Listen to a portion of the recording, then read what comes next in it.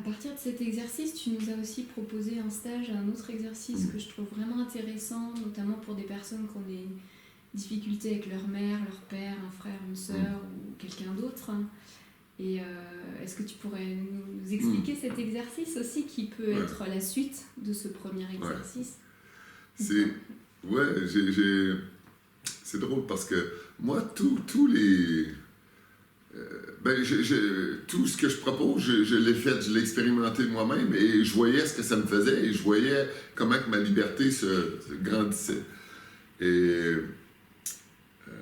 souvent dans nos proches, il y a toujours quelqu'un qui nous réveille, quelque chose qui nous crispe, qu'on n'est pas capable de voir cette personne-là. Et moi, ces gens-là, je les appelle les serviteurs. Souvent, on peut les appeler les ennemis ou c'est une personne dans notre entourage qu'on voudrait fuir. Mais pour moi, c'est la vie qui nous les amène pour qui sert de miroir à ce qui se passe en moi. Et je me sers de ça. Et ce que j'invite à faire, c'est soit, si vous n'avez pas de photos, mais je propose des fois des photos, avoir une photo, soit votre mère, votre père, votre frère, un ami, ou quelqu'un au bureau à qui vous avez beaucoup de difficultés avec une relation. L'exercice que je vous propose, c'est de mettre la photo devant vous et de rester sur cette photo, la regarder en conscience, vraiment avec un regard, avec le regard que vous avez. Et n'essayez pas quoi que ce soit dans cette photo. Juste la regarder, juste un regard. Et ça peut durer quelques minutes, ça peut même durer 30 minutes, 3/4 d'heure. Et prenez le temps et observez le regard qui se transforme. Et à la fin, ce que moi je vois, je le faisais dans les traitements. Quelqu'un avait de la difficulté avec un ex-conjoint et ça durait des années. Et j'ai fait faire cet exercice-là. Et à la fin, elle le trouvait beau. C'est que des qualités qu'elle y trouvait.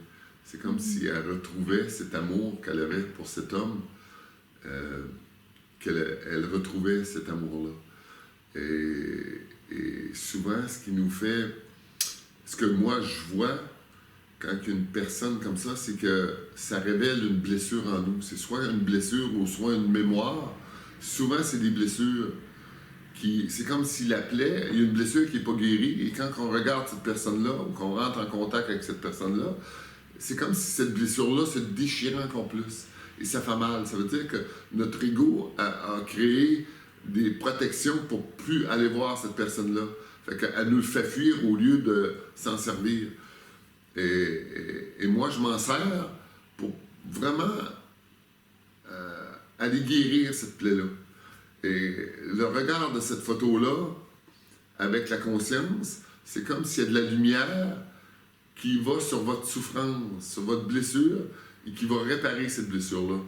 Et quand cette blessure est réparée, notre regard change sur la personne. Et on ne voit plus ce qu'on voyait au départ. Et ça, c'est un outil très, très efficace que vous pouvez utiliser et qui est gratuit, en fait, et qui vous permet de vous libérer de ça. Et quand tu dis regarder la photo, c'est aussi être vraiment en présence avec ce que ça nous fait vivre, de regarder cette photo, être vraiment à l'écoute de peut-être une émotion qui monte, ou de laisser tout passer. Tout passer, tout nous traverser. On pourrait dire des fois que c'est bloqué en moi. J'entends souvent ça. Ah là, c'est bloqué en moi. Il y a une boule qui est bloquée en moi. Et si moi, je regarde dans ces boules qui croient qu'ils sont bloquées en soi, ça veut dire qu'il y a une énergie qui est en train de partir, sauf qu'elle est tellement lente qu'on peut croire qu'elle est bloquée, mais moi, je la vois bouger. C'est juste que ça prend un peu plus de temps. Et demander à l'intérieur de ça de l'ouverture. Faites juste dire à l'intérieur de vous, ouverture. ouverture, pour que votre canal intérieur s'ouvre de plus en plus et qu'il laisse passer des trucs. Parce que quand c'est simple, hein, quand il y a quelque chose qui sert à quelque part, qui se crispe, c'est parce qu'il n'est pas dans l'ouverture. Et demander cette ouverture-là, c'est comme si votre tuyau peut se grandir à l'unisson, c'est infini. Et il s'ouvre et il laisse passer des trucs.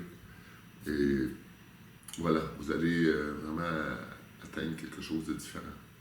Et donc c'est vraiment le regard que tu proposais, un regard sur la photo et un regard intérieur, les deux en même temps. Un regard sur la photo et un regard à l'intérieur en même temps, et rester là où ça fait mal. Et j'aime beaucoup cette parole du Christ. Pour moi, c'est ça que ça veut dire. Restez là où ce que ça fait mal. Et n'essayez surtout pas d'envoyer de l'amour sur cette photo. Envoyer de l'amour sur quoi que ce soit, c'est comme si on se mettait en face du soleil et de dire que je t'envoie du soleil. Et c'est pas de lui, c'est pas de la photo qu'il s'agit, c'est de toi.